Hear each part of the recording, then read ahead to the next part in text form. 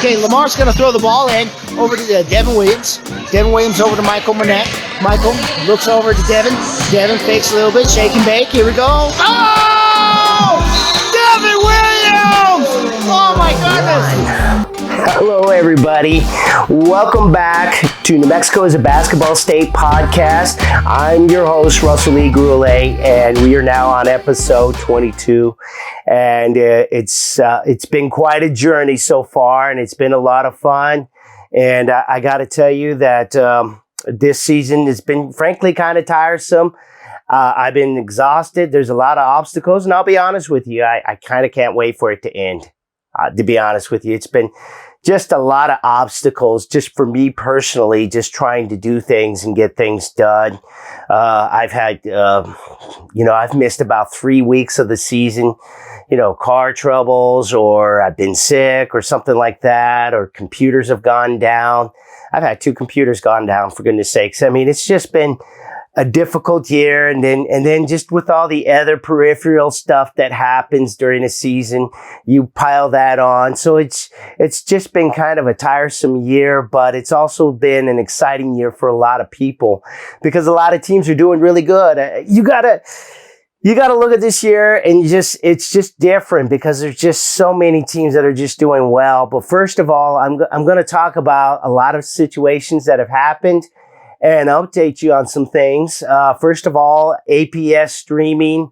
I was going to talk about that. And, congratulations to Adrian Ortega and APS Athletics. They got it done.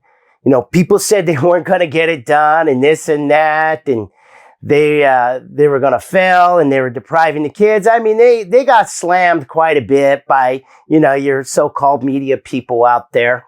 And I'm sure there was quite a few angry parents and things like that, but they got it done, and they were asking for $65,000, and some people said, "Oh, they're not going to get that." Well, guess what they did? They got $60,000, close enough, right?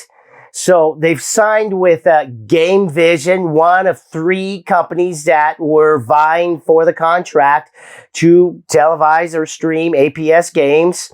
And they're bringing a new product to the market. Apparently, Game Vision is out of Atlanta, Georgia.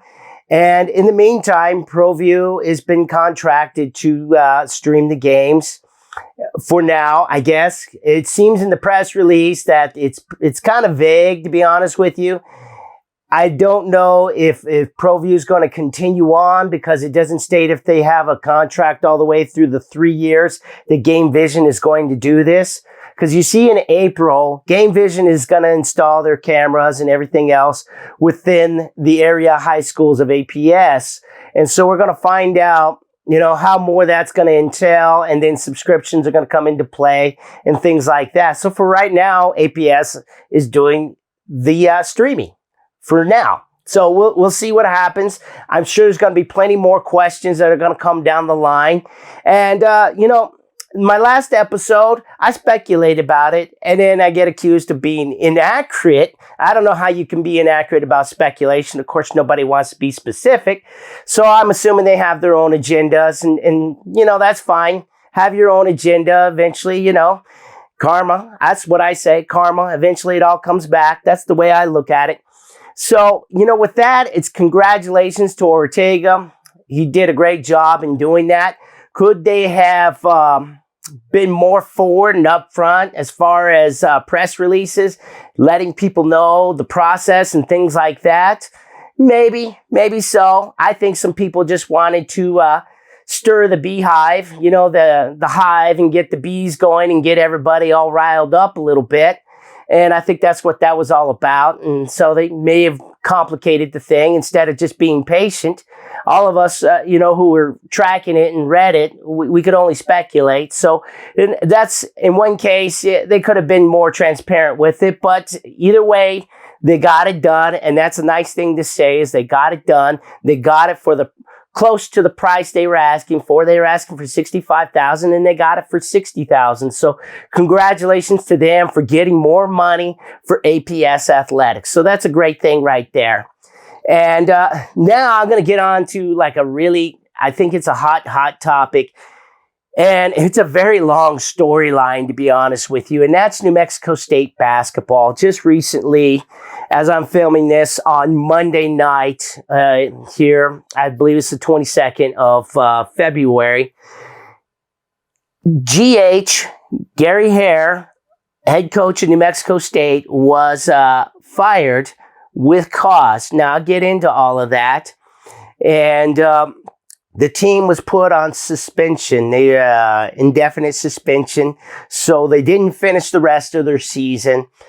It's over for the Aggies this season, and we'll be seeing a new coach next year as far as things go right now.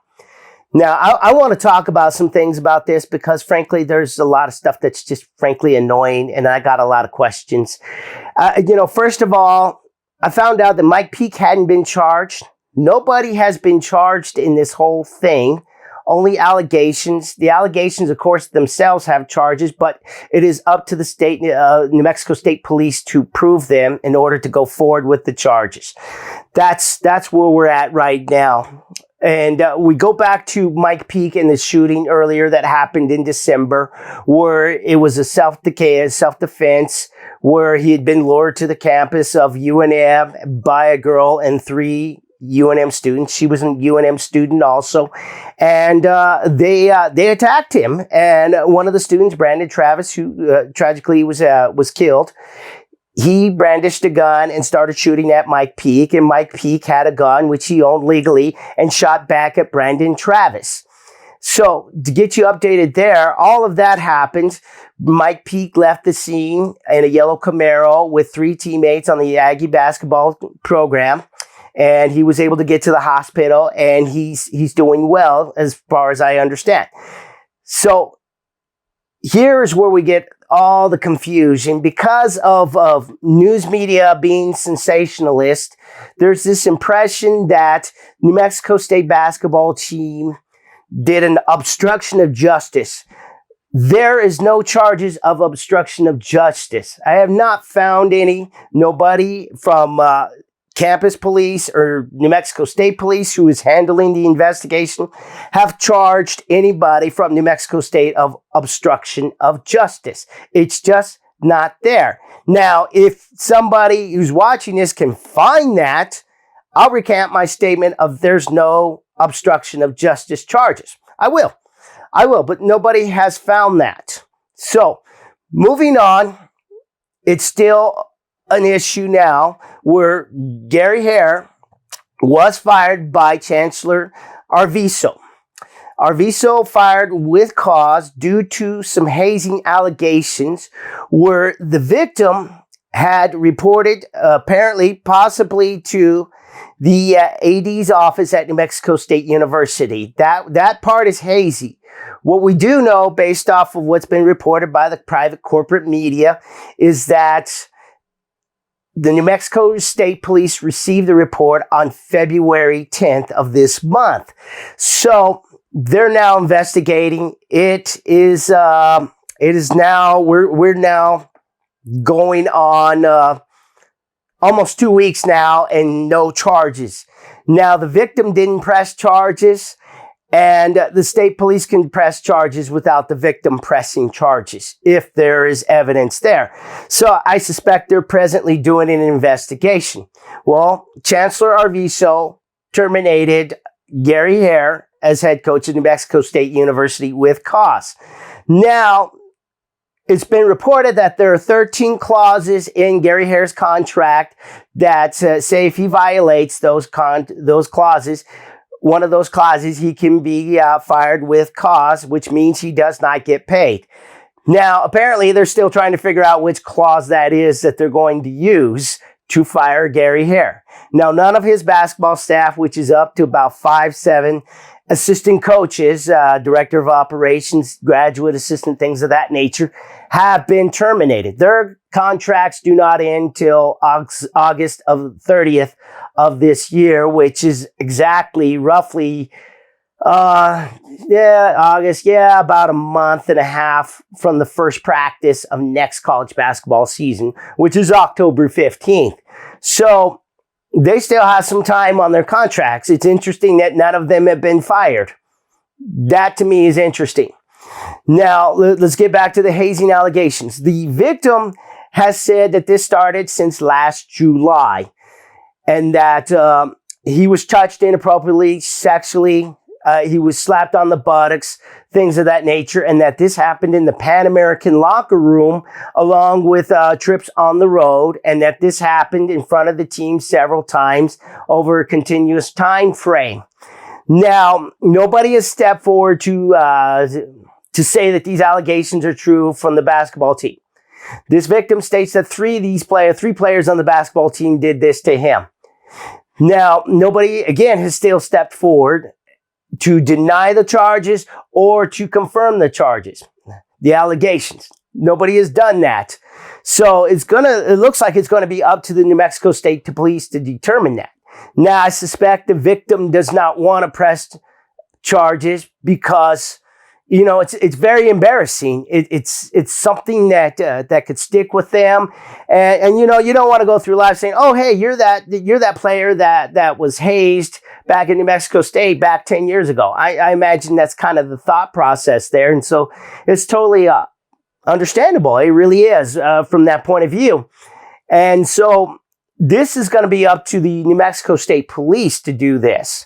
Now, what's interesting is that 2 players have left the team already, and when they left is when the announcement was made that the team is going to be suspended indefinitely by Chancellor Arvizo. Okay, the team was in California to play Cal Baptist. They had to fly back because the game had been canceled. Now, it's interesting that these 2 players seem to know about it before the team did. One of them was a redshirt freshman who happened to have his statement ready and everything, saying that the team no longer fit his values and this and that. And of course, the El Paso and Las Cruces media jumped on it and said, "Oh, this is damning." They used the same words like they were finishing each other's sentences like a married couple. And it was kind of interesting that they were all kind of piggybacking off each other. And what was interesting about that is that this redshirt freshman then gets an interview with ESPN, and then they ask the redshirt freshman, "Hey, well, did you see any of this stuff going on?" And he said, "Well, no, I only heard rumors." So I wonder where he was at. I wonder where he was when all this was going on. You know, it's just kind of interesting to me that he's leaving based off of rumors. That's just me. I mean, it doesn't jive. I'm sorry. It just doesn't quite jive with me. It's just like, where were you then if this was happening multiple times, according to the victim? Where were you? Are you just grandstanding? And to be fair, the other freshman or the other one that left was a walk-on, and he hadn't exactly been with the team all that much. So we really can't say anything there. And it's also interesting that nobody can get any quotes or anything from the coaching staff. They're very quiet. I mean, they're not defending Gary Heiar, but they're also not denouncing Gary Heiar either. That's the thing. It is just very, very surreal what's happening here. And so, in a way, it all seems like there's more to this and that it's going to come out. Now, what was interesting to me also was the El Paso media. I don't mention their names because they're not worthy of mention here. It was kind of, his sources were like impeccable. It was almost like, somebody like Arvizo was feeding him information because he would announce it in the middle of basketball games, and he would announce it at certain times, and it's just the timing was impeccable. That's what was amazing to me. And so it begs the question for me that if there was something like that going on where an administrator from NMSU was feeding information to the El Paso media for whatever agenda, have they, I got to ask the question, is there an ethics, code of ethics going on there as far as what administrators can do at NMSU as far as giving information to media? Is there a code of ethics there? Is there something under contract that says you could only give so much, or it has to go through an attorney, or yada, yada, yada? You see, and I got to ask that question because it just all looks like that's what's going on, to be honest with you. And so I'm just patiently waiting. But the point is this. nobody's been charged with anything. And there's just a lot of rumor and conjecture out there. And, what really surprised me too was Mike Peake hadn't been charged with anything yet. Or maybe he won't be charged with anything. It's kind of tricky. I think the only thing they could charge him with is having a gun in a gun-free zone at UNM. But, let's be honest. That would put the policy on trial because 2 people went to UNM with guns. Brandon Travis, who was shot by Mike Peake. And so, who knows if that's going to actually happen where Mike Peake is going to be put on trial for bringing a gun to UNM. Who knows? But nobody else has been charged with anything. The only thing that has been broken is a code of conduct by NMSU and their rules and their regulations as far as being student athletes or students there at UNM, NMSU in general. So I don't know where this is going to go, but you have to ask, okay, when are they going to get it done? Because they're going to need a new head coach here pretty soon. And if anybody thinks that everything's just going to continue on like normal, no, it's a complete reset. I think the new coach is going to bring in his own staff. He might retain some coaches if they can make it through this investigation, if they hadn't been involved in anything that NMSU deems worthy of with cause. It's going to be a whole new ball game now. And it might even be a complete new team. They might just say, you know what? We're not going to renew your scholarship. We're not going to honor your commitment. We're going to start afresh. We're going to get new recruits. We're going to get new players. That might be happening. So I think everybody is in limbo at New Mexico State as far as the basketball players are concerned and as far as the people who have committed to New Mexico State. I don't see where there's any other scenario where they're just going to be able to stay on without an evaluation first by that new coaching staff. Now, they're going to have to get one at least by June or July of this summer because, like I said earlier, October 15th is the first practice. Okay? And so bottom line, I think we're going to see another a possible lawsuit from Gary Heiar. We might not ever see any charges from New Mexico State Police on either the Mike Peake shooting or this hazing allegations. We might not see any of that ever come to fruition because they've already been at this for quite a while. It might come up another month or so at best. But if we don't hear anything by, let's say, October, if nobody gets charged or arrested, I think it's going to end up getting dropped, to be honest with you, unless the victim files charges. And that's going to be a very difficult thing for that person to do. And again, nobody said who that person is. It's been very quiet. And to be honest with you, I have not heard anything during the whole season while they were playing. Nobody said anything. No rumors have come out. It just all came out one day and that was it. That's what's so interesting about all of it. So it's just kind of wait in limbo. But one thing we know for sure is that they're going to need a new head coach. And we can only speculate that he's going to bring in his own staff. And so everybody's in limbo, players and recruits. And so I just keep my fingers crossed. I wish the best for everybody. But I do have questions about the behavior of the administration of New Mexico State University. And I'm just waiting for further information because it does in a way kind of seem like a witch hunt on Gary Heiar in a way, in certain ways. Sure, of course, there's a few things, there's enough there probably to fire him for cause. Now, it's just all comes down to that. You know, what happens there? It's a game of chess. Who's gonna, come back with a lawsuit or file a grievance or things like that. So we'll see. Now on to my next thing. Lobos have hit 20 wins for like the first time in a decade. It's the first time. And it's kind of fitting in with what I said before the season. I thought they might be able to get 15 to 20 wins. I don't see them going to the tournament. I just don't, even if they beat San Diego State or Boise State. I just don't see it happening, to be honest with you. I don't think their non-conference schedule is strong enough. Losing those Aggie games might have killed them a little bit. And also having that 4-game losing streak, especially to Air Force, the Nevada twice. I think it's going to be one of those deals where they might get into the NIT, and if they get it, they should take it. Now, next season may not even become close to what this season was, but I think Lobo fans need to just calm down. Once again, they always get too emotional, and just cross your fingers. Maybe Cinderella shines on the Lobos as far as those things go. Now, the tournament is coming up, the state tournament, March 8th, 9th, and 10th. And I'm going to go over a few things about the high school scene, maybe some rants, if you'll call them that. I'm not really going to go over teams much this time around. I'm going to save that for when the tournament brackets come out, which is about a week from this filming. So we'll see what I come up with, predictions, but stay tuned for that next take.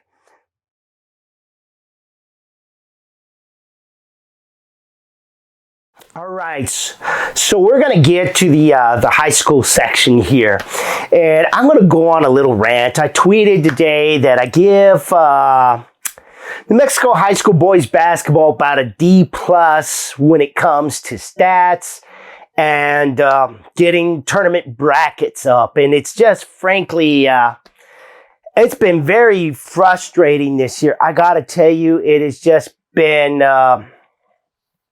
I can't, it's just half the guys on there on the top 5 scoring, they're not the top 5 leading scorers, because there's a lot of top players that don't even have their stats on there. It seems like half the schools are doing it and half the schools aren't. And, I don't know if it's important to you or not, or you keep your own stats or whatever. And if they want to know, then they'll ask. That's okay, fine. But it's hard to give these players some recognition if we don't have things to mention. Like, okay, if I want to talk about this player, yeah, he's a great outside shooter. He gets to the hole, nice dunk that last game. But I don't know how many points he averages. I have no clue, because it's not on there. It's not on Max Preps. And the only reason I mention Max Preps is because that's the site that NMAA chooses to use. That's their site for scores and everything else. And plus, they give out a player of the year. So if Max Preps doesn't get the stats, then I guess they're going to go with who they go with, or however that works. Because that's part of picking a player of the year, I would imagine. I'm sure New Mexico Preps does it. That's how I do it, and things of that nature. I mean, you look at everything, of course, but that's just part of the equation. And if you don't have a good idea of who's doing what, I mean, I'll give you an example, like Los Lunas, Jalen Holland, who I believe is the #1 player in the state. I thought he was averaging around 18, 19. Well, it turned out he was around 23 points, so I was off. But nobody put that up. So how was I supposed to know? Unless I call Los Lunas or email Los Lunas and hope they call me back. That's the same with any school. I'm just giving a scenario there. When you got to try to get a hold of all these people, you don't really have that kind of time to do that and hope that they call you back or this and that. It's just, to me, that's administrative work. And I'm sure some of you coaches out there have aspirations to maybe coach in college, or maybe become the head coach someday at your school or some school around the state. Take it upon yourself to do the stats and put that out there and take care of that administrative work, because that's part of a season. That's the same in baseball, same in football, and all the sports. In fact, the Coaches Association should, address that, should look into that and really, really get after it and try to get the stats out there so that we have an accurate representation of what's going on out there. There's a guy I follow, and he follows me. He's a national recruiter, he's a national guy who talks about high school players nationally and things like that. And he was saying that, hey, look, you know what? People don't update their stats. I have college coaches who have to call me, and then I usually have to call the coach or this and that. And so it's kind of embarrassing. It does affect the recruiting process, but it's also a nice way to look and say, okay, this is what this season was. This is what these guys did. It also creates an idea of what's going to happen the next season. That's how important it is. It's history. It's also easy for those who do the books like Chuck Ferris, who I believe did it for quite a long time. He's long since retired from that. Or Marty Seiss, who's doing a New Mexico basketball history book.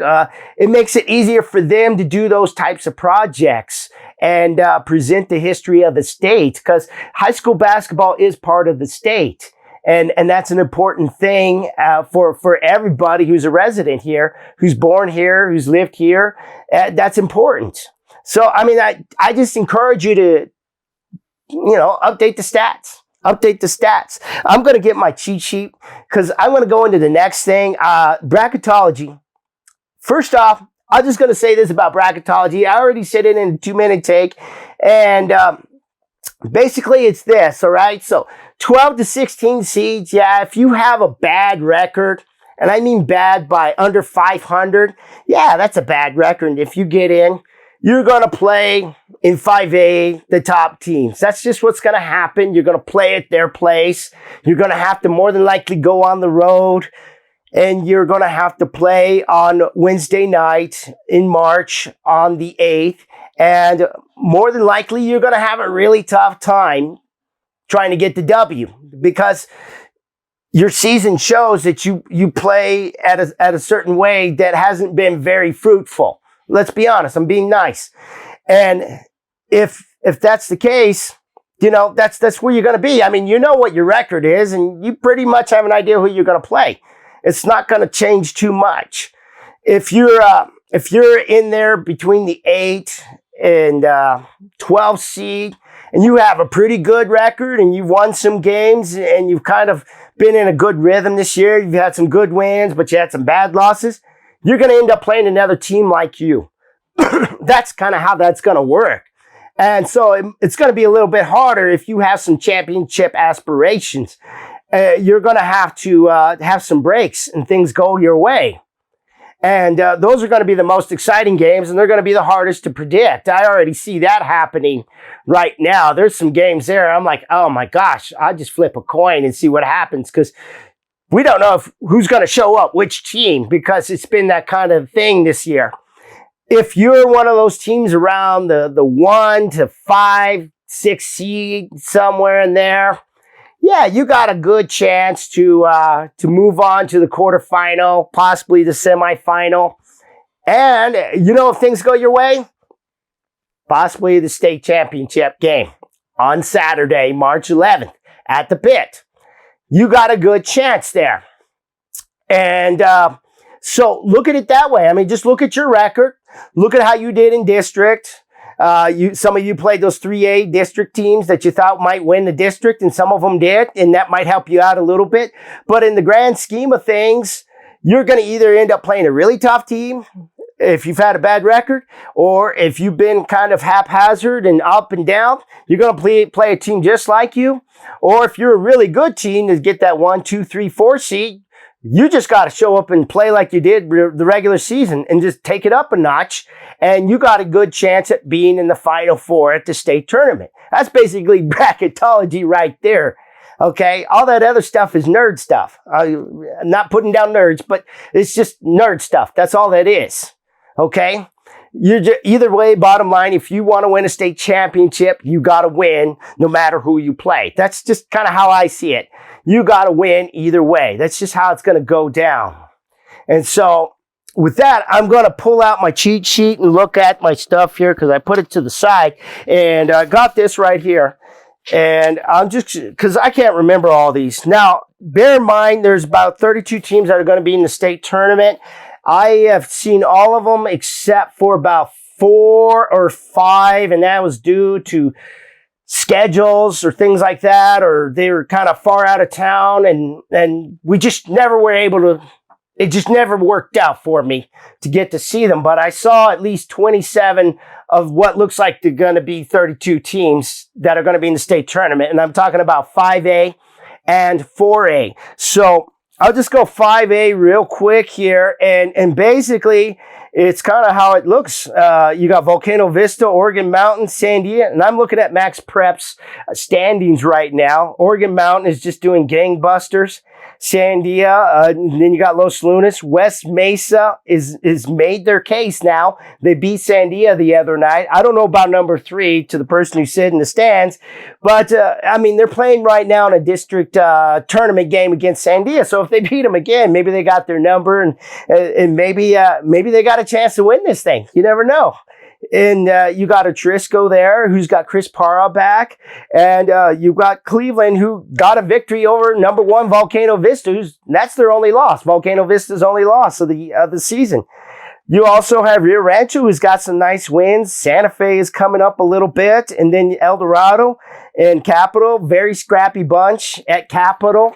And you know, as we go on, Rio Grande is another tough team. Right now, it looks like, as I'm doing this, they're playing in a district tournament game against Los Lunas, and it looks like Los Lunas is running away with it. And then you got Las Cruces, who struggled in the beginning, but they pulled out a 15-10 record so far, so that's pretty good. And then you got La Cueva, very athletic. They just need Daniel Lovato to come back if he can this year. And then you got Farmington, who's capable of beating some people and upsetting some people. So it's wide open. I'd say the top teams right now are Volcano, Oregon, Sandia, Los Lunas, and West Mesa. And Carlsbad's another tough one. Damian Perez. I mean, they took Volcano Vista, and they only lost by 7 points to Volcano Vista. So they came very close to an upset there. And they're a team I picked in my preseason. And Atrisco, like I said before. So I think anybody can get hot and win this thing. I mean, I harken back about 3-4 years ago when Valley was 13-13, 500 record, and they went all the way and they won it. They got hot. Any one of these teams could do it because there's nobody here that's like dominant. Volcano Vista has had a lot of close wins, and they're getting it done, and they're very efficient.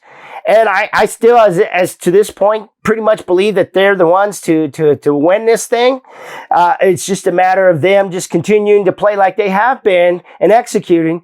It's going to be, I think there's going to be a lot of close ones, and it's going to be, it's going to be rough on the heart. This state tournament's going to be rough on the heart. I'm predicting that right now. It's going to be rough on the heart for sure. And so 5A looks like it's just going to be a war right now for all those teams. All those teams have a chance to at least win 1 or 2 games. And if they get hot and they get the breaks, they might get to the final. That's the way I'm seeing it right now. Now, when the brackets come out, I'll really start to analyze it and go from there, and then I'll give you my predictions. In 4A, Academy looks really solid. 8-game win streak, 22-3. They've given some 5A teams some problems, and I think those are their only losses. Atrisco, Highland, and then I don't know which one the other one was, but somebody will find out. But Academy looks like the front runner right now. Gallup's been looking impressive with 6 wins, 19-7. And that's one of the teams I haven't had a chance to see this year. So I'm curious. I'm going to do some homework. I'm going to have to look some stuff up. Highland at 19-7. It's another tough team that if they get really hot, they can beat anybody and they can go all the way. Now it could go the other way. They kind of live and die by the 3 this year. So we'll see what happens there as far as them getting hot or cold. That's the thing, hot or cold. If they get cold in a game, they could potentially lose one because they only have Fernando Hernandez up front, and he's doing a heck of a job protecting the paint for them. But they got to hit their outside shots. If they don't hit their outside shots, they tend to struggle a little bit, but they do play some defense, and Highland's developing a mystique now, and they've been getting to this final every year, so you cannot count them out. Kirtland Central, who I got to see, they got Satchel Hogue.